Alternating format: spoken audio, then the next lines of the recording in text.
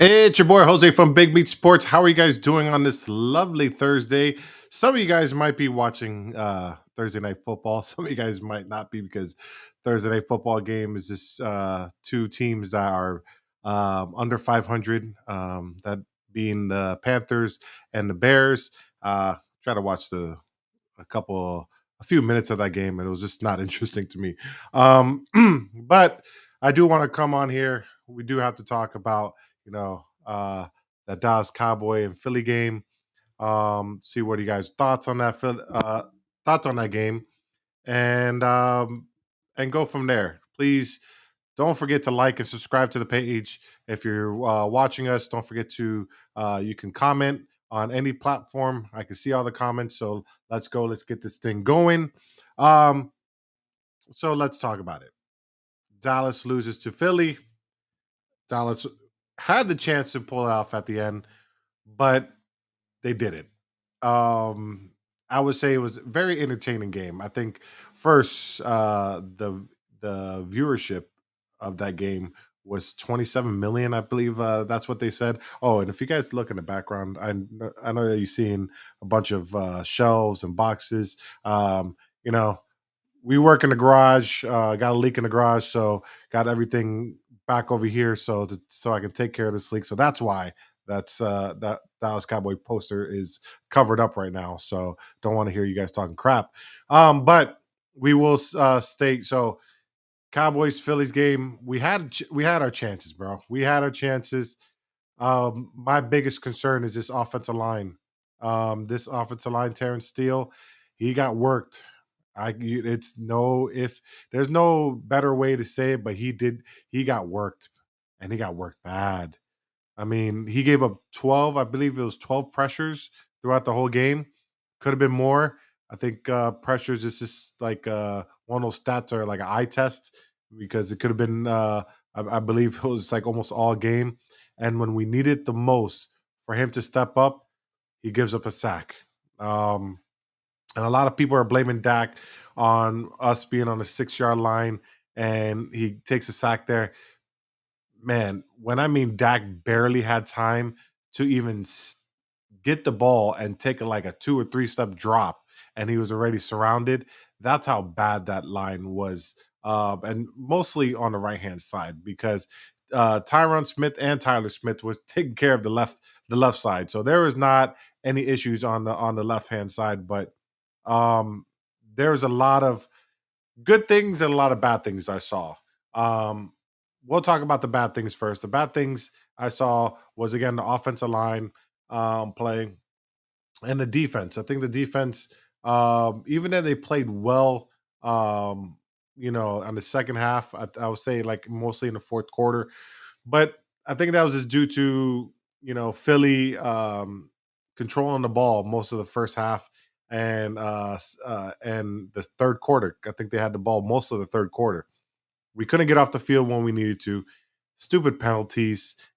Some make believe penalties because the refs on this game was just absolutely horrible. One of them was the pass interference on Gilmore. And what do you want Gilmore to do on AJ Brown? He has the right to that path. AJ Brown was trying to run through him to get to that ball, and the ball was way out of bounds, anyways. You could even see the ref. I was like, I felt like it was like, hey, I think it's a good time to throw this one. and let's talk about these refs too, because it just frustrates me how much non-calls were happening in this game. The first one of the ones we were talking about the Gilmore bad call, but what about the Michael Gallup? He got hit in the face. The corner even had the reaction of "Oh shit! I hope you didn't see that," and he still didn't call. I think he called it, and they picked up the flag. Why do you pick up the flag? You know, you threw the flag for a reason. Multiple holding on, when Marquise Bell was trying to get free. Kelsey grabbed a hold of them and gave him the opening lane for that first Eagles touchdown. Michael Parsons getting held most of the game, and one crucial one where Jalen Hurts is coming out of pocket, gets held. I mean, it was just bad. It looked bad, and I'm not gonna say it's all the refs' fault, but man, oh wait, hold on. I think my mic is messing up here. Here we go. But man, it was pretty bad on the refs, and it was both ways because there was one call. I would admit there was one call that it was illegal contact on the Philadelphia Eagles. And when I said they barely touched CD Lamb on that one drive, and they extended our drive, I was I was like kind of like, what the hell is going on? Like, these something has to happen to these refs, Meryl. Something we have to have, like, the refs have to have a post game press conference on all their calls. Something has to, because it's just, I don't know, and it's bad refing throughout the league. It's just not consistent. And yes, I know that you can't call. It will be bad to call something on every single play, but sometimes it's just blatant that you're going for one team, and those refs that day was pretty bad. So let's talk about Dak Prescott. I think Dak Prescott played a hell of a game. There were some throws that I wish he would have had back. Where if he would have went to another read, Jake Ferguson. I just want to say Jake Ferguson needs to get more touches because Jake Ferguson is a dog. Let's see the stat line here. I have it here. Jake Ferguson, 7 catches for 91 yards. He could have had more. He could have had more. One of the non throws that he didn't one of the plays that he didn't get catch was Dak went to Tolbert on, I think it was a crucial fourth down or third down, and he had Jake Ferguson streaking across the field, nobody covering him, and it would have been for sure it would have been a first down, but it might have been a touchdown. And it just sucks that he kind of missed that. But then again, when you go into looking at it, Dak's mindset that whole game was, I need to get rid of the ball. I can't go through my second or third reads.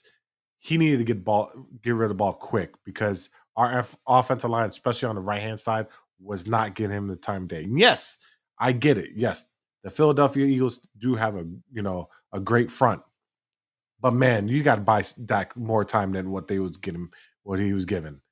Um, I am not afraid of that Eagles secondary. That Eagles secondary is straight trash.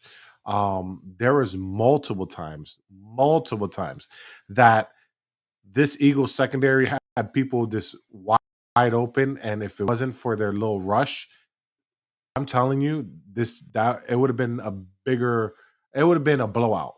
And I can't wait because when we get when we play them in Dallas, I think it's going to be a blowout, Cowboys way. Because yes, Terrence Steele had a bad game, and he's been playing bad, and it looks like he's favoring that ACL. You can tell that he's not planning. He's not trusting it, and that's what you're going to get from somebody 1 year out from an ACL.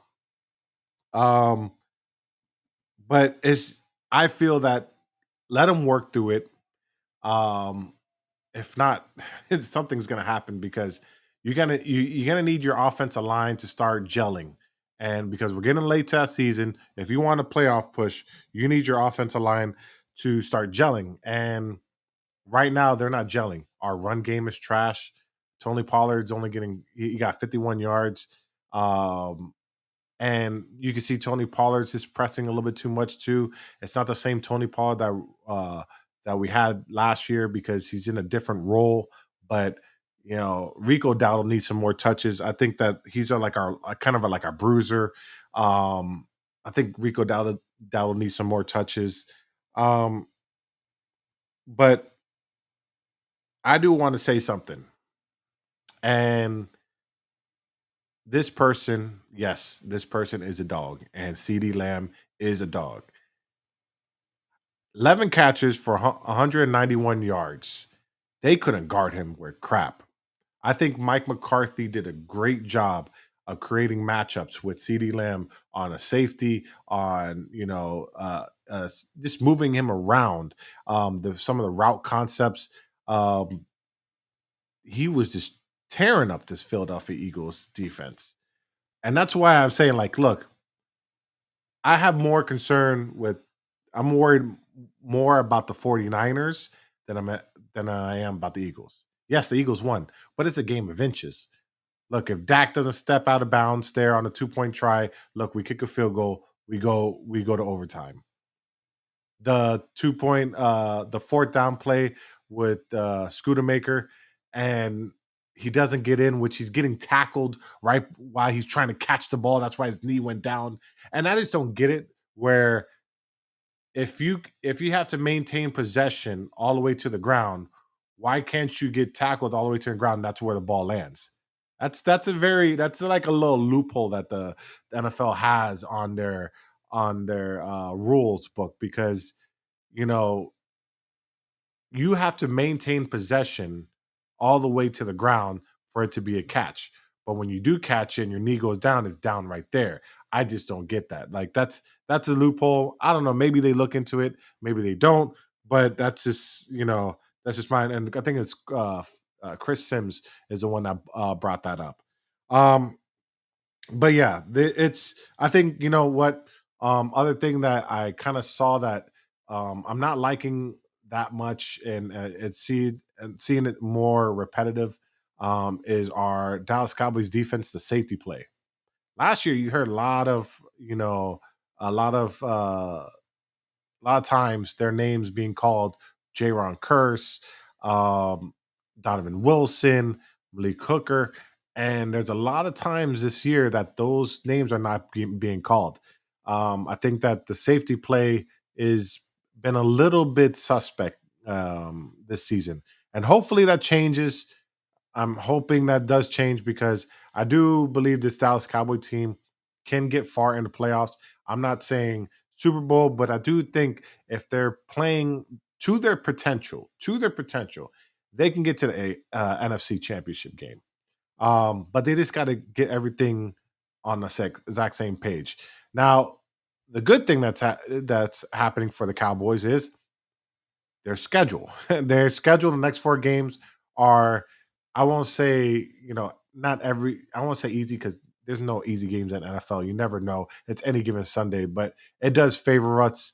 Um, we have the Giants, which they have Danny DeVito, or I know his last name is DeVito. I forgot his first name, but they have him QBing versus the Giants for the Giants. So we're playing the Giants next. Then we have Carolina Panthers. Then we have, I believe it's Washington commies because, and it look, Washington Commanders do give Dallas fits, but I do think that they're rebuilding and giving away both of their top pass rushers. I think it's going to be a little bit better game for the Dallas Cowboys, but that's a game you still have to come for. That's is a Thanksgiving game, so that's another thing. Short week. And then the following week is probably the one of the tougher tests is Seattle.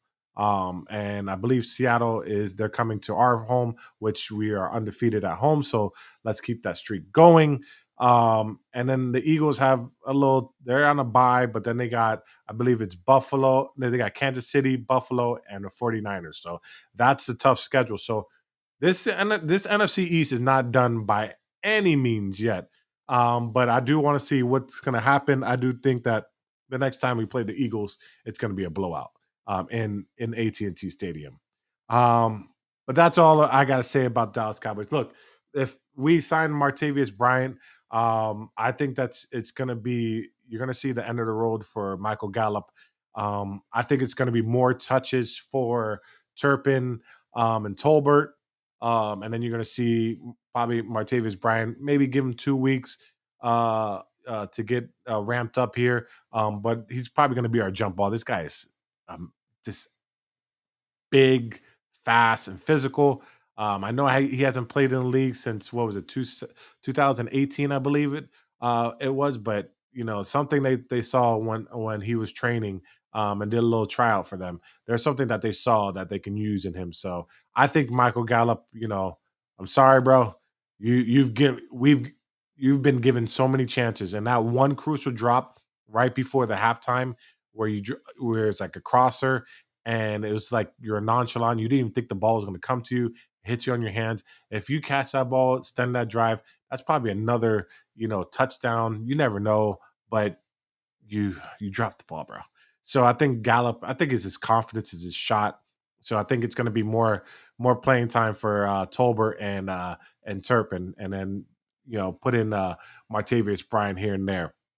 But we are going to talk about I don't have it on my notes, but we are going to talk about Dolphins and Chiefs. Now, Chiefs and Dolphins, it was an entertaining game. I will tell you right now, I saw a thing one eye open because I was half asleep trying to watch that game. But my question to some of you Dolphin fans are: do you think it's the narrative's true, where the Dolphins can only beat up on the weaker teams, and they can't seem to beat the winning team? Um, to my point, I would say no. The Dolphins have lost the two games. One at Philly, and the one at what actually three games. So Buffalo, Philly, and the Chiefs all been road games. We're gonna call the Chiefs a road game because they played all the way in BFE. Um, so it's a road game. I do think that, and it's just maybe it's my eyes when I'm watching this Dolphins game, but it's not the crazy motions that they do while they're at home. They still do a lot of motion, but it's not the crazy ones that they do like Tyreek, like you know jetting off and going right at the snap. It's more of a delay. They're just not on the same page on offense. I do want to say some encouraging news for the Dolphins, but the Dolphins defense is playing lights out now. Yes, it wasn't what they expected. I believe held the KC offense to 14 points, I think, or I might be wrong. Yeah, 14 points because one of them was a scoop score. So yeah, 14 points. Um, but I do think it's encouraging to see the pass rush of Phillips and Chubb working.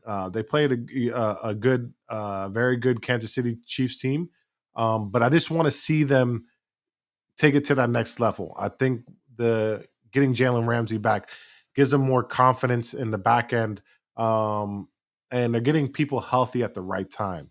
Now, I don't believe in the narrative. I do think that the Dolphins can beat over 500 team. I let's see when it's at home. I think the Dolphins at home play different on the offensive side, very very different than when they're on the road. It's just something to my eyes. It might be different, but it's just something to my eyes. Um, but I know one team that they're not going to beat at home when that's a team that's over 500 is when my Cowboys go play there on Christmas Eve. They're going to take a loss on that one. All right, just want to say that. But that's all I got today. I want to thank everybody that tuned in. Whoa, and let's not forget, because I kind of wore this and I'm still wore this at the gym. I'll be wearing all FSU gear, but FSU is playing University of Miami this Saturday. It's a rivalry weekend, and we're gonna layeth the smackdown on their candy asses on Sunday at 3:30. So please see, I wish the Canes were a little bit better. Maybe it would have been a night game, it would have been more entertaining, but playing in Tally, I believe both of our wide receiver Wilson and Keon Coleman are going to be. They've been practicing all week, so that's a positive for FSU.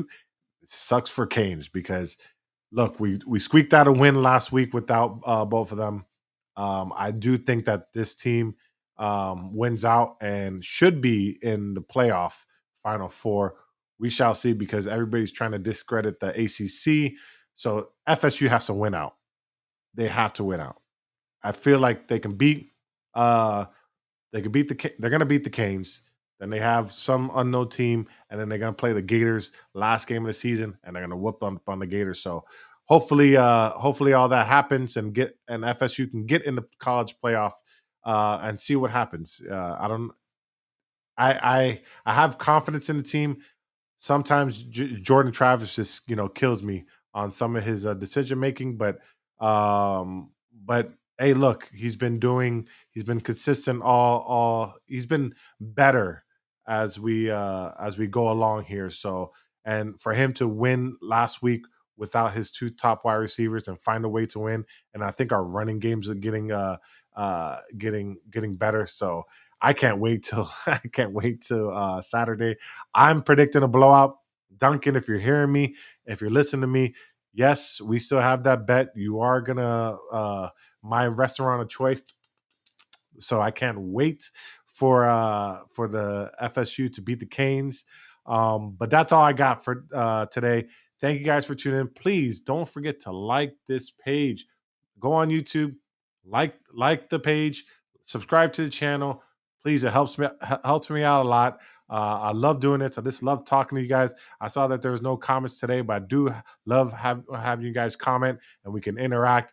Maybe next time we could do that. I know that one time that we interacted a lot was the Thielen gate, and we had some people chiming in. That was kind of fun. But don't forget to comment on the page. Like to go back and forth. But thank you guys for tuning in, and we'll catch you on the next episode.